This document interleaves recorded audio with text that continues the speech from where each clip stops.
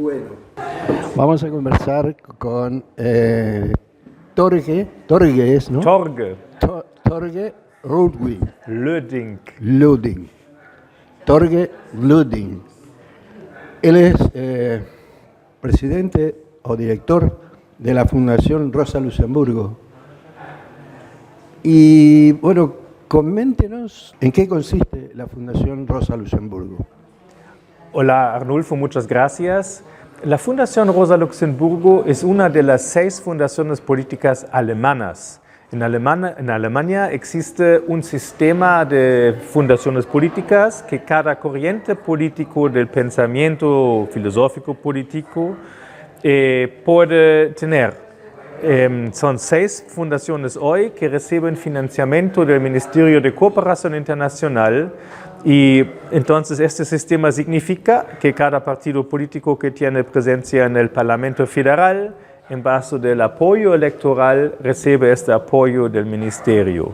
Somos la fundación vinculada con el partido de la izquierda, Die Linke, que es como la oposición de la izquierda en el Parlamento y en las calles en Alemania.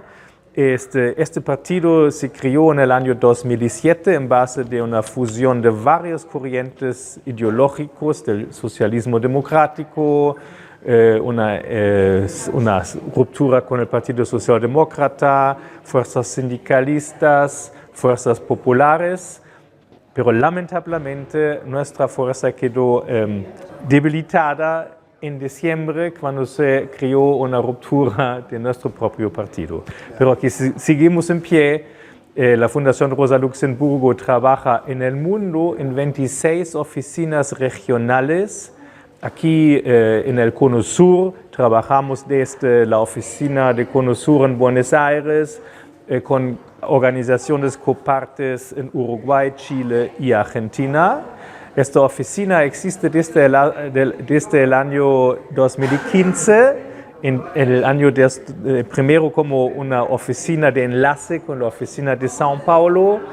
Por hoy es una oficina independiente y es una de las 4 oficinas de la Fundación en América Latina. Las otras se encuentran en México, Quito, São Paulo y aquí Buenos Aires.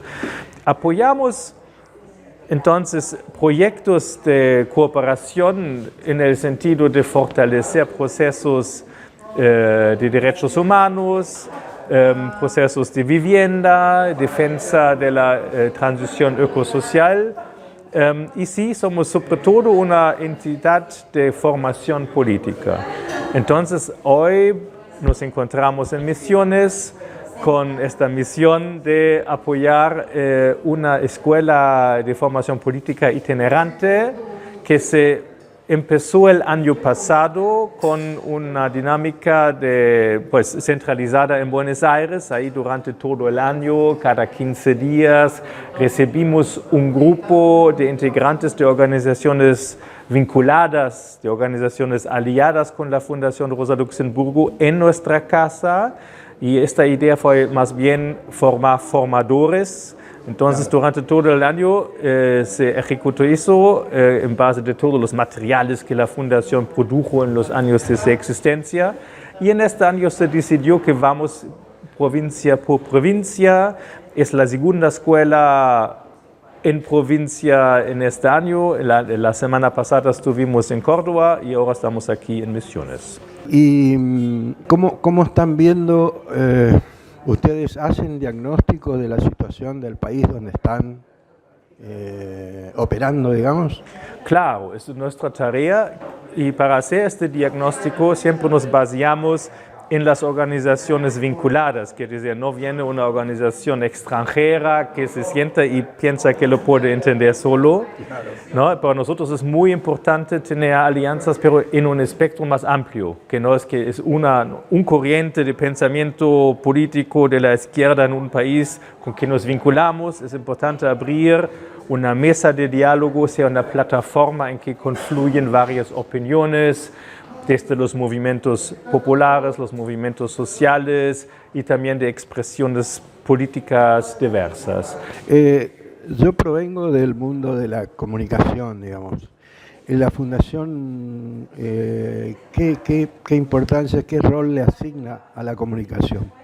Sin duda ninguna, en estos tiempos, las nuevas formas de comunicación, que ya ni son tan nuevas, pero las redes sociales, los medios más tecnológicos adquirieron un rol muy importante y vimos eso como la derecha en el mundo, aquí en Argentina, logra de dominar la comunicación en las redes sociales. Una parte del éxito electoral del actual presidente tiene que ver con esto, con inversiones masivas en estas redes y posicionarse políticamente. Nosotros entendemos esto, no culpamos la tecnología, pensamos que tenemos que entender mejor cómo funciona esto y entonces sí, la izquierda a nivel global tiene una deuda porque es muy obvio que perdemos ser la fuerza que encanta a los jóvenes, que inspira a los jóvenes, que inspira a nuevas generaciones con la lucha por un futuro mejor.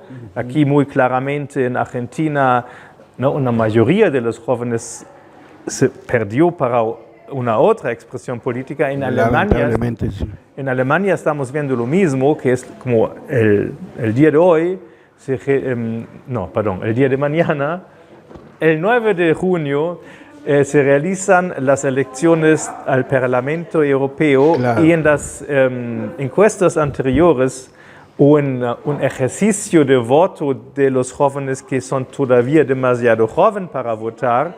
Vimos esto, que de repente las fuerzas conservadoras y la extrema derecha entre los jóvenes que tienen menos de 16 años salen en primer lugar. Casi como ocurrió con el nazismo, ¿no? Eso es una buena comparación, claro, pero tenemos que, tienes razón, porque esto empieza de antes. Fue el propio Lenin que dijo quien gana, la juventud gana el futuro. Y durante muchas décadas las ideas de izquierda, las ideas revolucionarias fueron predominantes en los jóvenes después de la caída del fascismo. Pero si ahora otra vez estamos en esta batalla cultural y ahí, porque preguntaste por la comunicación, la Fundación entiende las herramientas comunicacionales muy importantes para hacer parte de la batalla cultural. Que decir, obviamente tenemos que tener contenidos interesantes, análisis inteligentes y propuestas que emocionan a la gente. Eso sí ha sido tradicionalmente una debilidad de las izquierdas, que nos encantan siempre documentos muy complicados y a veces discusiones en detalles que fuera de nuestro círculo nadie los entiende muy bien, entonces tenemos que ser un poco más inteligentes, pero eso no significa que tenemos que ser superficiales. Claro, exacto.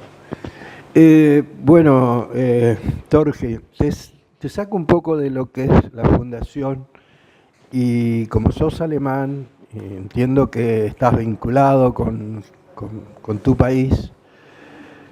Europa en este momento está en un momento muy, muy complicado.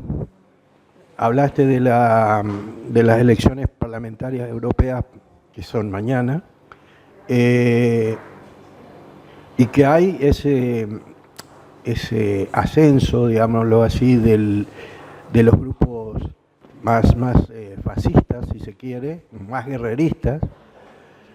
¿Cómo ves? ¿Hay una posibilidad de que estalle una guerra en Europa?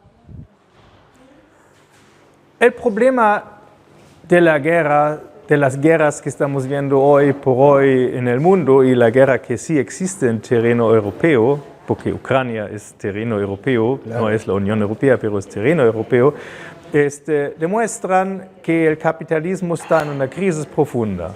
Nuestro problema no son quién es el más loco, la pregunta ni es tanto quién empezó en Ucrania sin duda los rusos hicieron una invasión injusta, ¿no? Violando el derecho internacional de los pueblos, pero no solamente esto, ¿no? Como se tiene que ver el conjunto de la geopolítica. Estamos en tiempos muy complicados en que entonces un bloque, que es el bloque de Estados Unidos, dominado por Estados Unidos, que hasta hoy fue siempre el bloque más poderoso, está perdiendo influencia. Entonces todo eso en la guerra económica con China se está poniendo más peligroso y sí, yo estoy preocupado.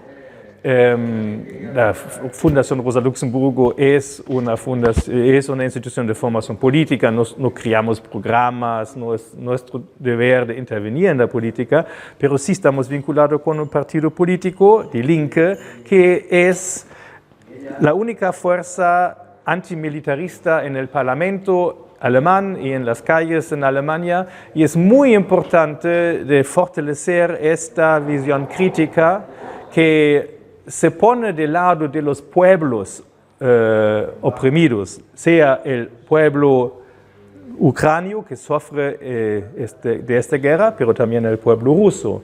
Entonces la solidaridad internacional, obviamente hoy una vía diplomática para salir, pero también una transformación profunda de la sociedad es la única vía de evitar el gran peligro de una nueva guerra mundial que sí se está acercando, y yo pienso que muchos gobiernos en la Unión Europea, incluyendo el gobierno alemán, están subestimando el peligro del camino que están entrando en este momento, porque tú sabes bien que hace pocos días la Unión Europea autorizó el uso de armas en contra de destinos en Rusia.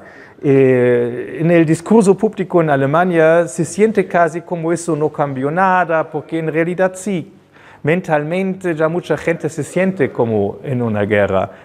Objetivamente Alemania no está en una guerra y sí, eso, entonces sí, la situación puede quedarse mucho más caliente rápidamente y eso sería muy peligroso. Bueno, nosotros con mi esposa estuvimos en Europa el año pasado y lo que vimos es que la sociedad europea está muy despolitizada.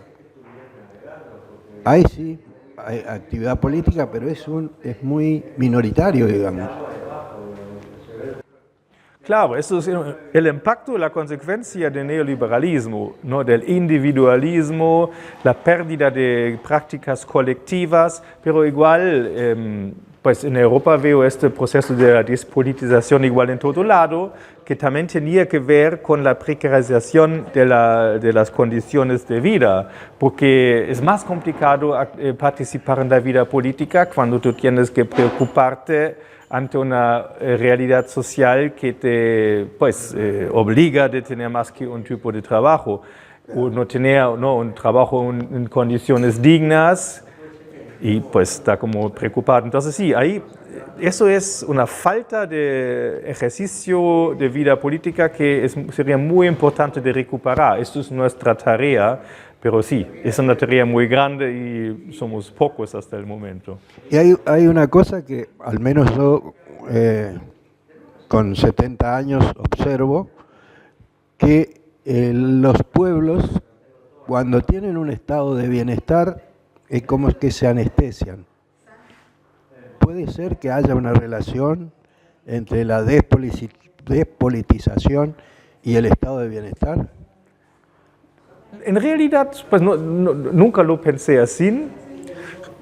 Pasa acá en Argentina. Sí. A nosotros nos pasa que sí, cuando estuvo el gobierno de Cristina, por ejemplo, estuvimos todos muy tranquilos porque aparentemente ya estaba todo solucionado. En Alemania... Y ahora tenemos que estar tratando de juntarnos de nuevo. En mi experiencia personal fue diferente porque me politicé en un momento, en los años 80, cuando había movimientos muy grandes contra la guerra, contra la energía nuclear, rebeldías de los estudiantes, en un estado benefactor social bastante funcional en Alemania. Entonces, en realidad, yo lo vi que se perdió fuerza de los movimientos en el momento en que entró con más fuerza el neoliberalismo en los años 90. Eso también tiene que ver con la pérdida de una perspectiva política por la caída del estalinismo, porque eso paralizó la izquierda también a nivel mundial. Así es. Argentina es un caso muy particular también por la capacidad de los gobiernos progresistas de cooptar movimientos sociales, movimientos populares. Tal vez esto tiene que ver con que decir, si tú tienes un gobierno que resuelve mucha cosa y también desarrolla propuestas interesantes en materia de derechos humanos. Pasó en Brasil también, ¿eh? No es solo de Argentina. Sí, en Argentina veo esto que muchos movimientos populares se dejaron alimentar por el gobierno, ¿no? Entonces, por eso una cierta coopción veo. Brasil es un otro tema, porque en Brasil pienso que la decepción más grande era que quien se rebeló en contra del gobierno petista fue la clase media que fue criada por los gobiernos petistas, claro. Y de repente se van al otro lado y apoyan un presidente muy reaccionario, corrupto que ha sido Bolsonaro. Bueno, Ludger, gracias, muchas gracias.